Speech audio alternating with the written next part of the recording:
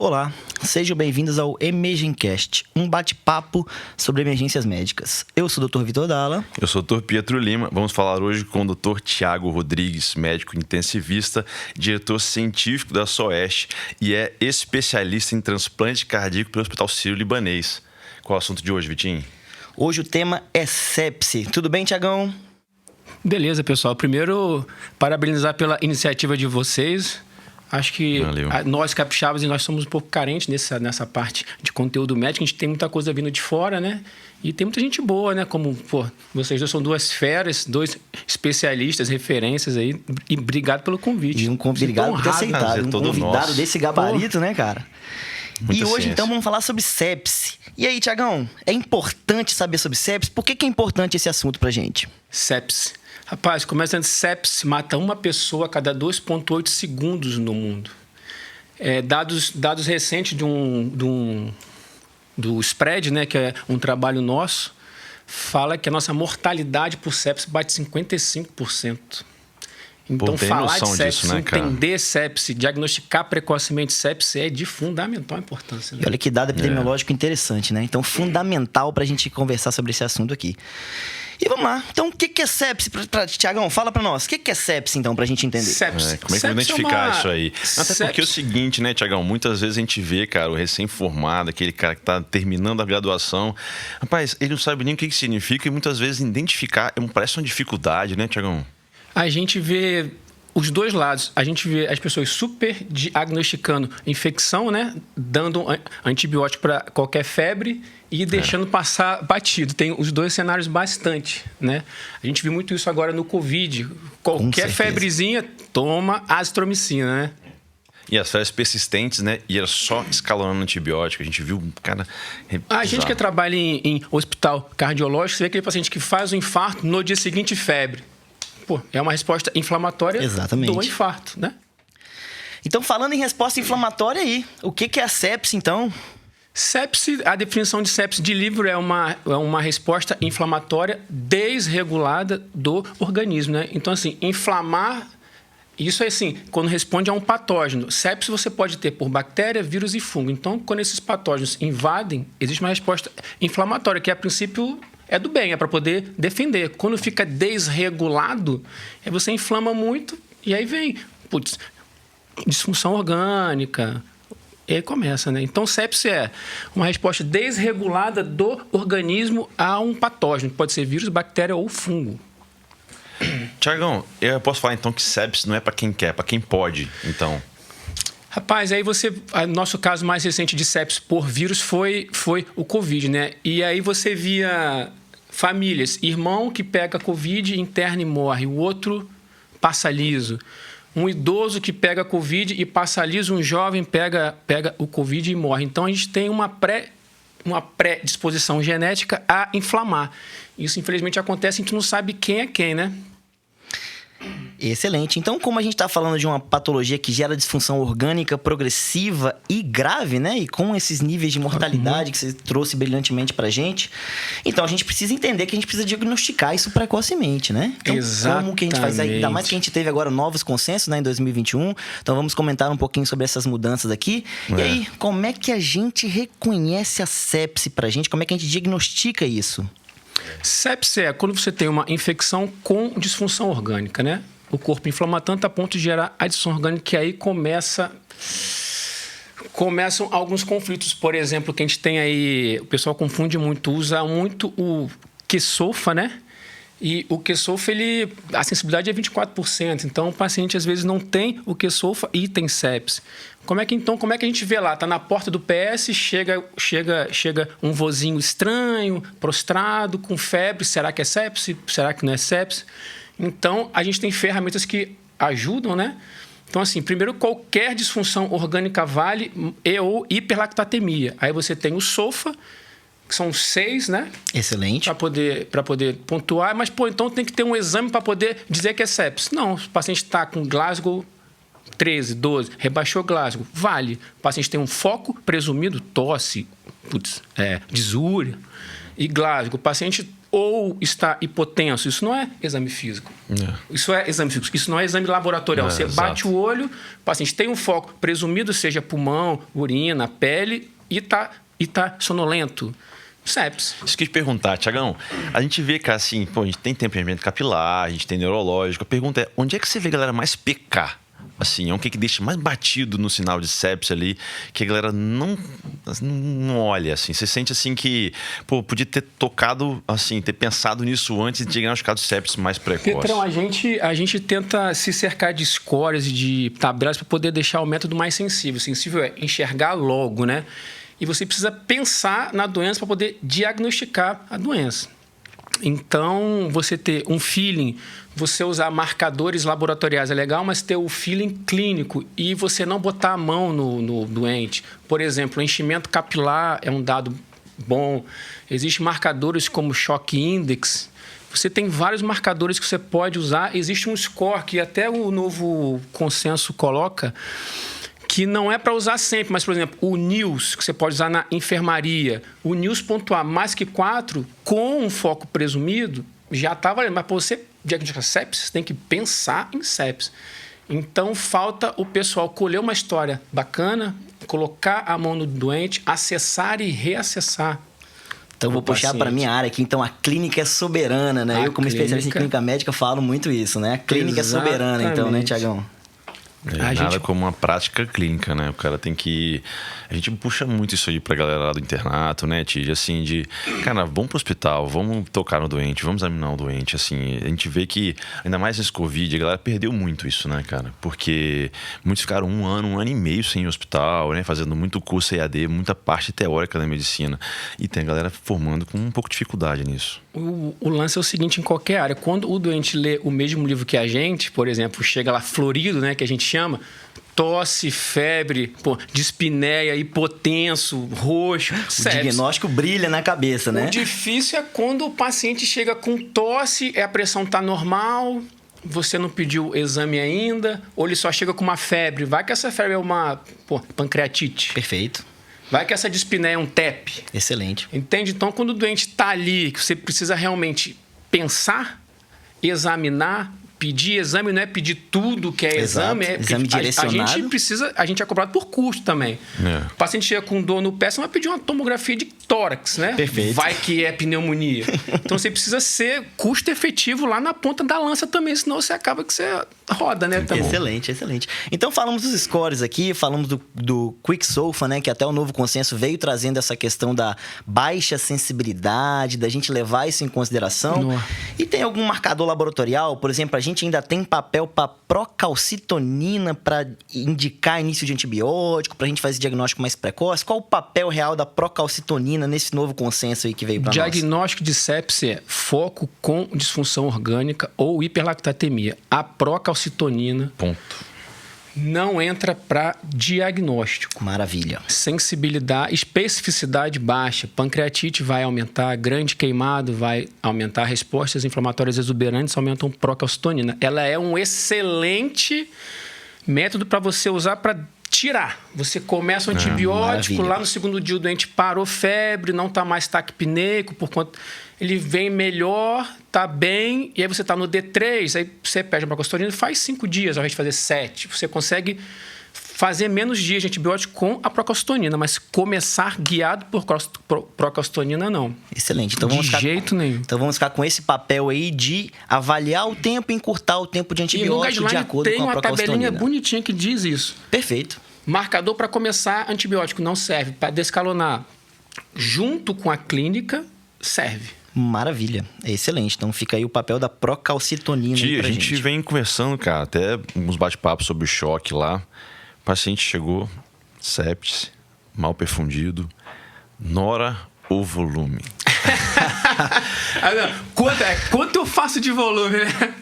Se a gente soubesse essa resposta, a gente tava rico, né? Exatamente. Cara, na verdade, o que são os guidelines, né? Os consensos? Eles vêm para te dar uma forma para você encaixar o doente naquela forma. Mas isso não tira a expertise do cara na beira do leito. Por exemplo, vou fazer 30 ml por quilo, que é o que está lá. Se você olhar o guideline, ele tem um jogo de palavras que é recomendação e sugestão. Quando eles recomendam, o nível de evidência é um pouco mais alto. Quando eles sugerem, cara, vê aí e tenta. Vê se dá. Porque, por exemplo... Vem me fala. E aí entra várias perguntas nesse sentido na ressuscitação, que é, eu faço volume, espero, depois começa a droga, ou vou fazendo volume, quando não couber mais volume, eu faço a droga. Existem 2 cenários.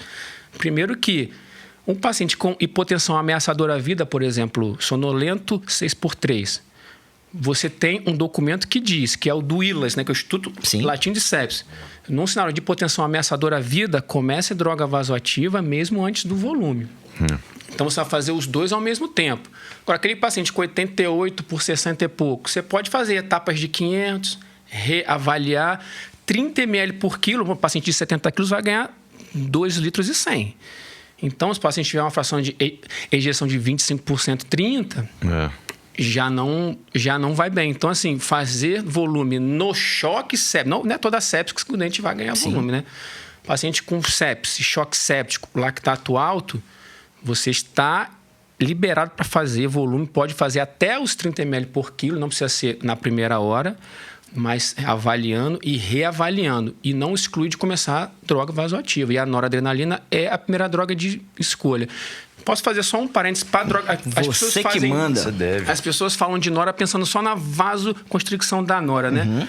Mas existe um conceito chamado volume estressado e volume não estressado. O que é isso?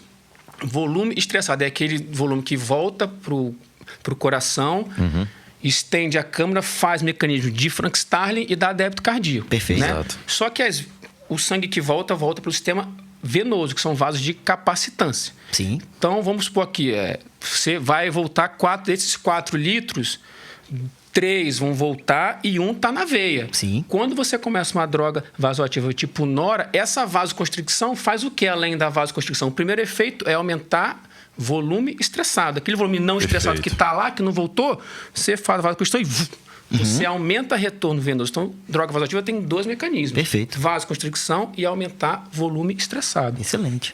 E preciso esperar, por exemplo, ter ali com aquele paciente com a hipotensão ameaçadora à vida. Preciso pegar acesso profundo? Como é que a gente faz isso daí? Excelente pergunta. É uma dúvida. Não precisa. Você tem diversos trabalhos te respondendo começar uma noradrenalina em acesso periférico. Esse acesso não vai ser a veiazinha da mão, mas também não pode ser aquelas veias fundas, tipo jugular externa, veia fossa anticubital. Tem que ser logo abaixo da fossa anticubital. Você pode fazer. E por quanto tempo eu vou fazer? Até você ter uma logística favorável, fez o volume, prescreveu um antibiótico, fez o que tinha que fazer, entubou ou não sei. Se programa para o acesso central. Tem trabalhos mostrando que atrasar o início da droga vasoativa piora a mortalidade. Então, hoje é errado. O paciente está lá na enfermaria, rebaixou, fez um choque séptico. Vai transferir para a UTI, já saiu a vaga. Aí, aquela coisa, 40 minutinhos, 1 horinha, vai limpar o leito. Não peguei o acesso lá, porque, não, né? Central, por isso que eu não comecei a nora, porque eu não tinha o acesso central. Isso é errado. Você tem que começar. Perfeito. Tem que começar. E a noradrenalina é a droga de escolha. Vai piorar o prognóstico do paciente, né? Piora muito. Excelente. Pra gente evitar a hipoperfusão tecidual, né? A gente tem que combater isso ativamente. Exatamente. Tempo, a gente tem que correr atrás do tempo na sepse, né? E falando de soro, essas coisas de droga vasoativa e volume é o que gera muita dúvida no pessoal. Cristalóide, a recomendação é para solução balanceada, tipo plasma light, mas tem um mundo real e tem um mundo ideal. No mundo ideal, a gente faz ringer lactato, excelente, porque tem menos sódio e tem menos cloro. E o cloro faz vasoconstricção das arteriolas renais, piora a função renal. Então, você prefere ringer, e você faz etapas de 500 ml e vai reavaliando como. Hoje, o guideline não fala de PVC, não fala de métodos estáticos, né? Sim. PVC, frequência cardíaca, suangante, tudo que é uma fotografia, pressão, frequência cardíaca, PVC, não, são métodos dinâmicos. Variação do volume sistólico, passive less rate, eleva o membro, faz o eco. Ultrassom é é uma ferramenta que a gente usa cada vez mais, né? Cada vez O mais. VTI só cresce, né, Tiagão? Muito. Com certeza. E aquela importância da primeira hora do antibiótico ali? Temos que começar no antibiótico, né? E como é que a gente vai decidir esse antibiótico? Como é que a gente faz para essa nossa decisão terapêutica? Vou até abrir um parênteses que tem um post no Thiago, lá no Thiago Orge lá. Excelente. Sigam o Dr. Thiago nas mídias sociais. Excepcional, um post no Instagram falando sobre choque de terapia no início da sepse. É uma das grandes, assim, na minha opinião, uma das grandes atualizações. Inclusive, o Guideline 2016 não foi aceito por todas as entidades justamente por conta desse antibiótico na primeira hora. Perfeito. Porque antibiótico não é faz aí, né?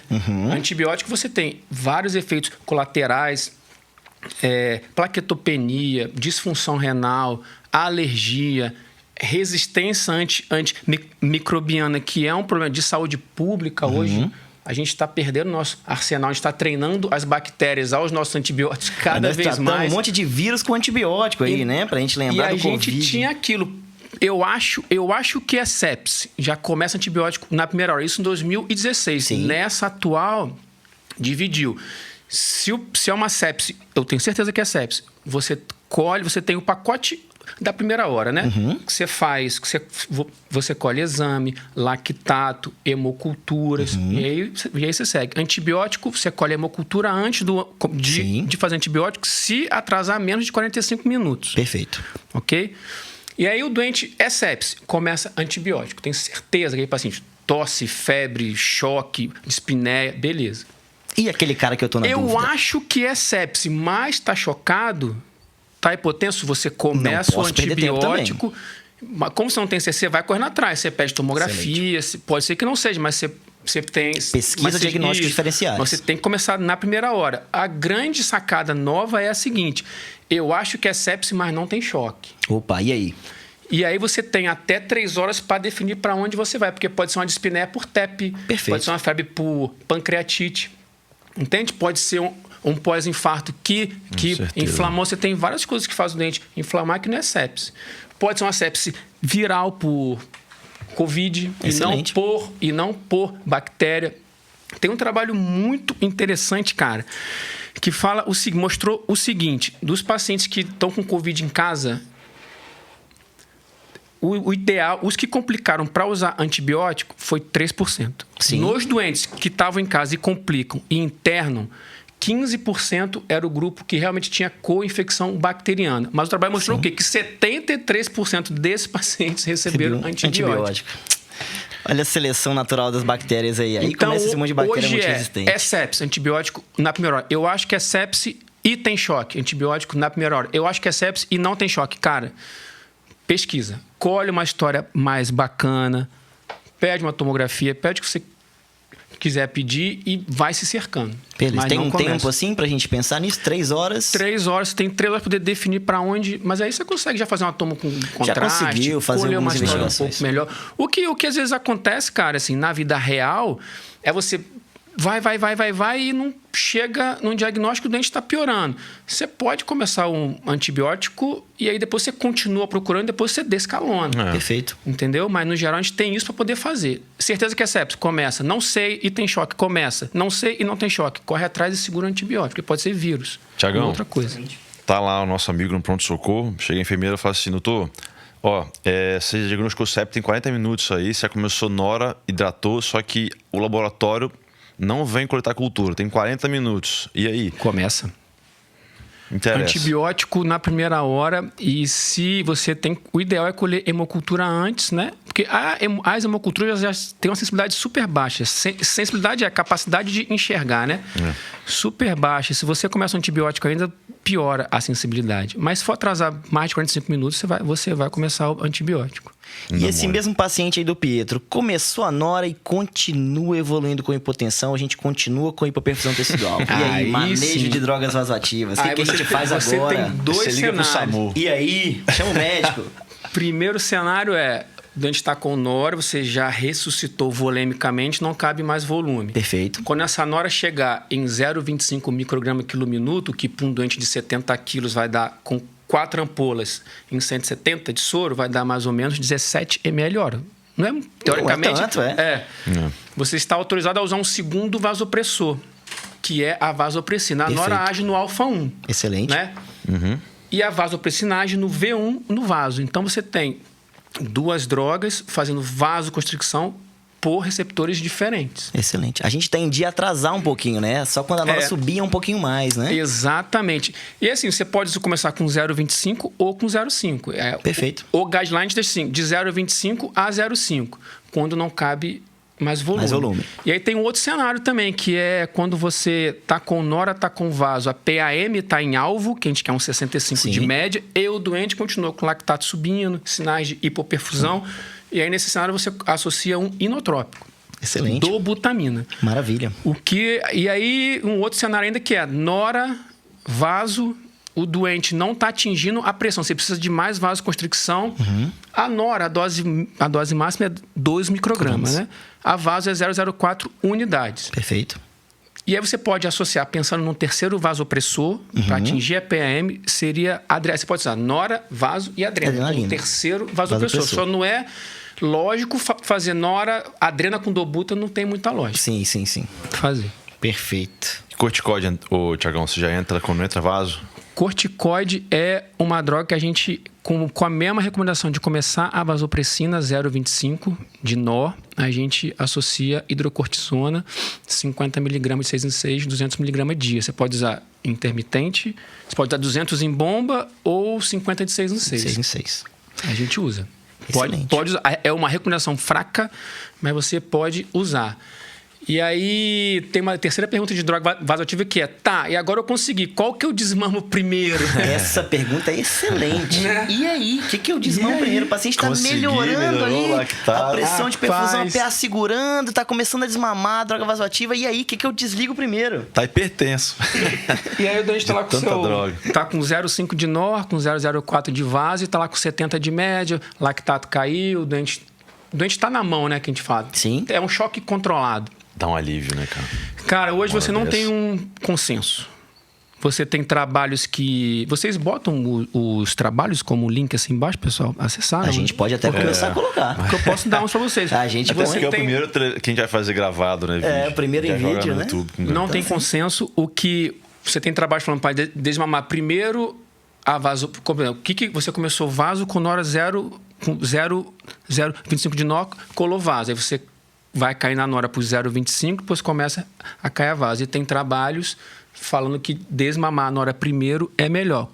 Então, cai numa coisa que a gente tem muito que é como eu faço, né? Já que eu não tenho consenso. Então, já que estamos aqui, o nosso convidado é o astro da noite. Como você faz, Thiagão, na sua prática clínica aí? Conta pra nós. Eu tendo a desmamar primeiro a nor. Perfeito. Eu colo a nor em 0,10 microgramas. Depois eu caio a vaso para metade, que é 0,2 unidades. Perfeito. Caio a nor para 0,5. Eu tento manter sempre os 2 receptores agindo, caindo um depois do outro. Porque pensando em sepse, se você usar só a vaso, que é um vasoconstritor puro, o débito cardíaco tende a dar uma sofrida, porque a nor age no beta-1, dá um ataque cardíaco de leve que aumenta débito um pouquinho. Então, eu tendo a beliscar os 2 receptores. E pensando também... Aí, cara, tem vários cenários. Por exemplo, doente com choque e com acidose metabólica. O receptor alfa, ele perde sensibilidade. Sim. A nor. Então, você pesar mais na vaso nesse cenário é bacana. Doente com IC avançado, você pesar só na vaso, a pós-carga fica muito fechada sem nenhum respaldo de débito. Então, qual que você diz? Primeiro tem respaldo para tudo. O último trabalho, 2020, tem uma leve tendência a desmamar primeiro a nor e depois a vaso. Excelente. E um erro muito comum. A nora tem uma meia-vida de 5 minutos. A vaso de meia hora. Então, as pessoas fazem o quê? Desmama a vaso aí. Baixa quanto? Baixa 2 ml hora. Aí daqui a 15 minutos, a pressão tá boa. Baixa mais de novo. Nem saiu da circulação. A doutora PM tá 30 agora. De uma hora para outra. De uma hora para outra. E isso não interfere se é choque distributivo, cardiogênico? Você tem mais ou menos essa ideia, Ti? Essa é uma pergunta que a gente tem que pensar o seguinte, para a gente não rotular o choque, né? Num cenário de choque séptico, você tem mediadores inflamatórios importantes, a via do óxido nítrico super aumentada, você começa com vasopressor, mas você tem as interleucinas, por exemplo, A6, que você pode fazer lesão miocárdica, e o choque que era só vasoplégico vira cardiogênico, você tem que entrar com uma dobuta, e o contrário também. O paciente faz um choque cardiogênico, então é só dobuta. Mas o paciente que está mal perfundido, ele inflama também. Então você tem as duas vezes, o choque cardiogênico com a via do óxido nítrico super aumentado, você tem dobuta, anora, vezes dobuta, anora e vaso. Então você tem que correr atrás do choque, né? O choque é só cardiogênico, é só distributivo, você tem que correr atrás, cara. Não, no desmame da droga. Não dá para rotular. Hã? No desmame das drogas. Você tem alguma preferência em relação ao choque cardiogênico? Tipo de choque vai te dar algum tipo de insight de qual droga eu vou tirar em relação a vaso e nora? Cara, você que é minha referência, uma referência de cardiologia, eu fico até meio sem graça de falar isso perto de você. Mas você sabe no muito, choque cardiogênico eu tendo a cair primeiro os vasopressores, depois o inotrópico e depois vasodilato para cair o inotrópico. Porque Excelente. Pensando em choque cardiogênico, o mecanismo fisiopatológico é tempestade adrenérgica e retenção só de água. Então eu deixo a dobuta lá 10 microgramas, venho cair no anor, sai o anor. Fiquei 6 horas sem NOR, PM tá 65, 70, eu começo vasodilatador de meia vida curta, tipo niprid ou tridil. Perfeito. E vem caindo. Por quê? Por que você faz vasodilatador? Porque eu quero afrouxar a pós-carga para o VE bater mais frouxo, aí eu vou caindo a dobuta. É uma coisa que a gente mostra muito pros internos lá também. Eu entrei com o Niprid, a pressão aumentou, explica isso aí. Que negócio é esse? A gente vê muita cabeça fritar por lá. A galera... Porque o pessoal rotula o choque. Ah, é cardiogênico, é só coração, então é dobuta. Nora, não, nora não, pô. Né? Ah, é choque séptico, então não tem dobuta, é nora. Isso é complicado, cara. Avaliar o paciente o tempo todo. Não, e, putz, no Covid a gente via um choque séptico que de repente piorava muito o choque, era um TEP. Exato. Ainda mais com aqueles fenômenos de hipercoagulabilidade do Covid, né? A gente vê isso bastante. Rapaz, é acessar e reacessar. Por isso que a terapia intensiva, né? Porque Exato. é intensiva toda hora. E o interessante é que a sepse via? começa o tratamento na emergência, né? E ela segue completamente na terapia intensiva, né? Que é onde o paciente deve estar ali mais monitorizado. Rapaz. No pronto-socorro a gente não consegue fazer esse manejo tão adequado. Mas se o colega do PS... Comeu bola e aí?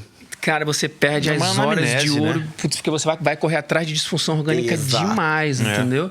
Chega de paciente pra você, não tem história nenhuma, entubado, nora, vaso, sedado, RAS -5, você fala, pra onde que eu vou? Veio, da onde é? Porque, cara, no PS é que as coisas realmente tem que redondinho, se deixar pra resolver a sepse na UTI. Aí é correr atrás do prejuízo, né? A gente não tem tanto leite de UTI disponível, né? Verdade, verdade. Isso é complicado.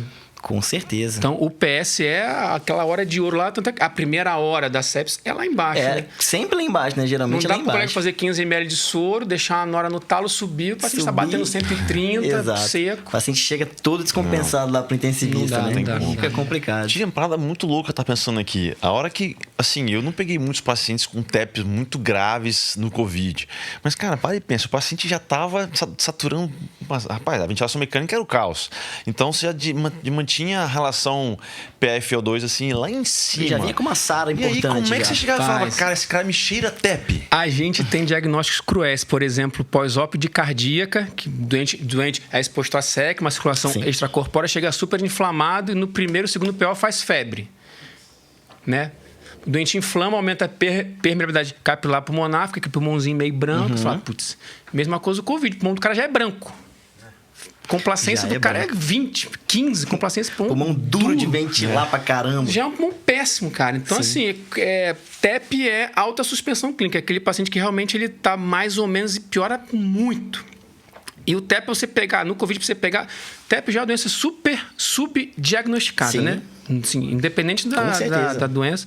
Você tem lá, Covid, PM tá 65, com a nora, de repente, tá 30. A saturação era 88, cai para 60. De uma hora para outra, ele descompensou ali. E você não consegue levar a gente para fazer uma angiotoma. Não faz. Não dá para mover ele, né? Com PIP de 18, FI de 100, sedado, e saturando mal ainda. Exatamente. Então, você faz um eco e olha pro VD. Às vezes, o cara pronado ali também. VD grandão. Trombolíticos, né? Trombólise. No VD mesmo, né? Excelente. Bom, mais alguma coisa aí que a gente esqueceu de comentar sobre o Gatline novo, Tiagão, que veio alguma coisa diferente aí? Acho que a gente percorreu ele muita todo, coisa né? de novidade, assim, né, tio? Cara, são 93 recomendações, né? É bastante coisa. De mudança, a coisa do antibiótico, na primeira hora, para todo mundo grave, chocado, sim. E naqueles doentes que você acha que é sepsis, você pode pensar um pouco mais.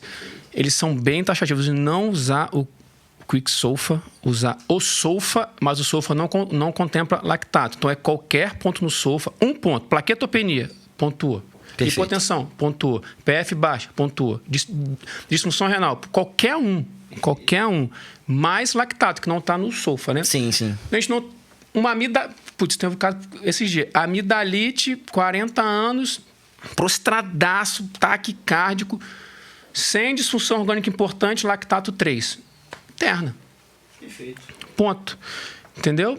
Quanto à ressuscitação volêmica, eles deixam uma margem boa agora para você realmente pensar como segundo vasopressor. A vasopressina antigamente era vaso ou adrena. Fica né? mesmo. Os 30 ml por quilo não é uma receita de bolo, não é para todo mundo. Na verdade, eu acho que é para quase ninguém.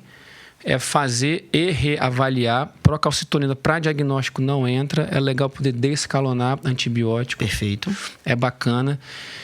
E autossuspensão clínica, né, cara? É avaliar e reavaliar o tempo todo. Eu acho que a grande dificuldade é, por exemplo, você que pega o doente que já está internado, eu dei alta da UTI, vai para você, Josomero, Vanco, Poli, tá customizado lá no D4, faz uma febre. Só febre. Exato. Eita.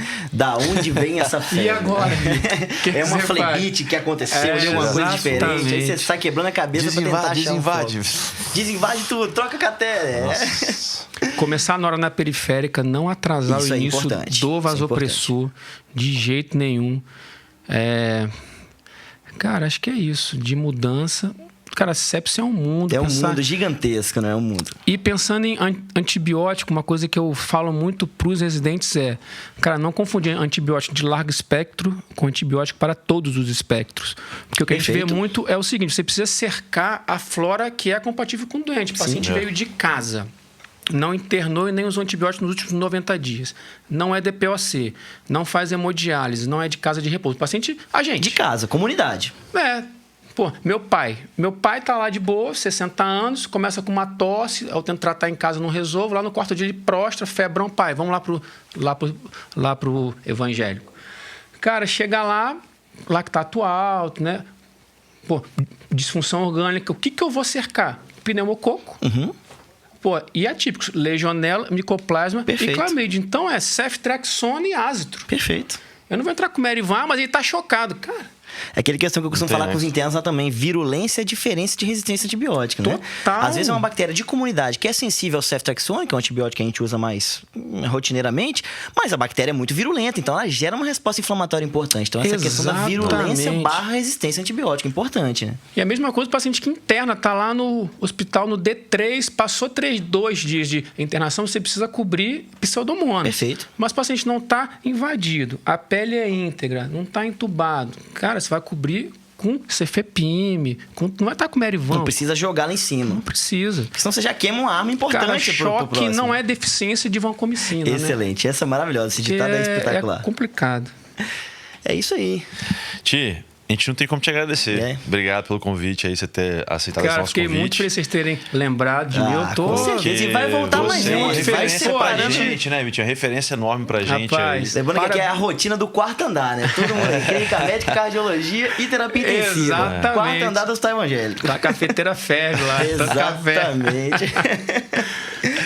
Bicho, parabéns. Porra, espaço muito bacana. É isso aí. Tá só começando, né, Beatriz? Vamos. Que coisa legal. E você já agenda aí que vai voltar mais vezes aí pra conversar com a gente. Que a nossa conversa aqui foi maravilhosa, excelente, muito conteúdo bacana. Tenho certeza que a galera vai gostar muito, né? Ué, então, como não, né? Fomos brindados aqui pessoalmente por essa aula aqui do Thiago, né? Galera, obrigado, sucesso mesmo, viu? E galera, pode fazer o jabá. Instagram. E aí, Thiagão? A gente produz conteúdo, coloca lá dúvidas do dia a dia. Eu gosto de falar muito da parte de choque, né? Então, estou sempre postando coisas. As dúvidas mais comuns que a gente pega, né? Sim. De interno, residente, casos do dia a dia. Você, esses dias, postou um caso bacana de hepatite. Foi de insuficiência hepática. Postei de leptospirose outro dia. Exatamente. Então, a gente está sempre postando para fomentar isso. Exato. Que estão fazendo aqui. Fomentar a discussão sobre a medicina baseada evidência, que a gente vem de uma pegada recente aí de, né? Vamos fazer sem evidência, sem nada. Divulga o Instagram aí, fala pra nós, @ É Thiago RSE. Perfeito, sigam lá, Fera. Dr. Thiago, RSE. Não sabe conduzir um choque? Segue Só essa seguir fera. a fera que é tudo certo. Galera, parabéns, viu? Pô, bacana demais aqui o espaço. Fiquei super à vontade mesmo, viu? Bom demais, bom demais. Então, Te um prazer agradeço. receber aqui pra gente. Então, gente, vamos encerrar Até aí a o próxima, terceiro galera. episódio. Até a Obrigado próxima. aí. Com a Até a fera próxima. Thiagão, Pietro aqui também encerrando Valeu, mais o Vitinho. terceiro episódio. Galera, grande abraço, espero que tenham curtido. E é isso aí, sigam a gente no Instagram, @Emergencast. Um grande abraço. Valeu.